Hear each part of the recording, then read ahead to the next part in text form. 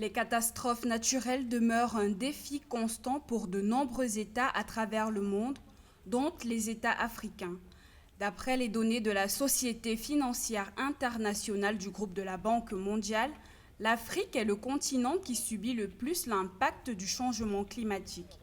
Entre 1990 et 2019, l'IFC indique que l'Afrique a subi 1107 inondations et sécheresses, causant 43 625 décès et au moins 14 milliards de dollars de dommages aux cultures, aux élevages et aux biens.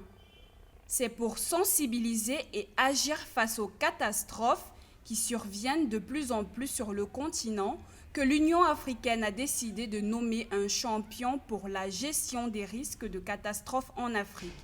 Le président mozambicain Filipe Jacinto Nyusi a été porté à cette fonction au cours de la 35e conférence des chefs d'État et de gouvernement de l'Union africaine tenue en février 2022 à Addis Abeba.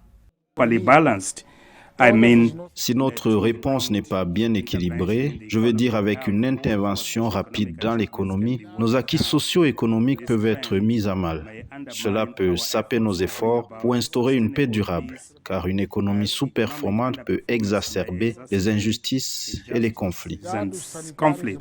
La nomination du président mozambicain aux fonctions de champion pour la gestion des risques de catastrophes est intervenue concomitamment avec l'adoption par l'Union africaine du système africain d'alerte précoce et d'action rapide multirisque. Ce cadre stratégique et opérationnel vise à réduire les pertes découlant des catastrophes en s'assurant que les systèmes d'alerte précoce au niveau continental, régional et des États membres soient pleinement coordonnés. Pour le champion africain de la gestion des risques de catastrophes, il est important d'augmenter les financements pour l'alerte précoce et l'action rapide pour aider les États à faire face aux dommages des risques climatiques. Nous assistons à la réduction des financements nationaux et internationaux pour les programmes favorables à la résilience et à l'adaptation au changement climatique.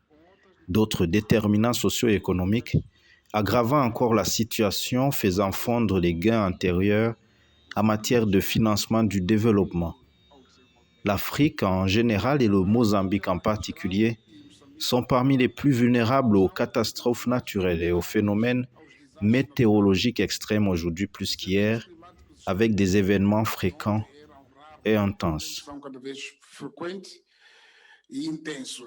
D'après la Banque mondiale, les investissements dans l'adaptation au climat pourraient représenter 4% du produit intérieur brut de l'Afrique d'ici à 2040, soit environ 100 milliards de dollars ou 5 milliards de dollars chaque année.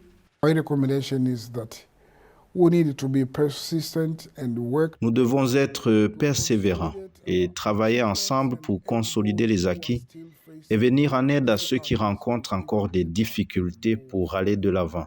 Nous devons travailler ensemble pour lutter contre les facteurs qui minent notre développement, tels que le terrorisme, les changements climatiques.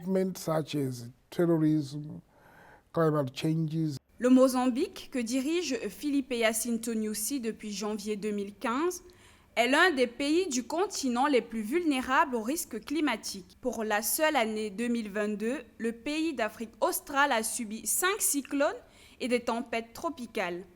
Le cyclone Gombe, survenu en mars de la même année, a affecté à lui seul 7306 personnes, selon les statistiques de l'Agence des Nations Unies pour les réfugiés.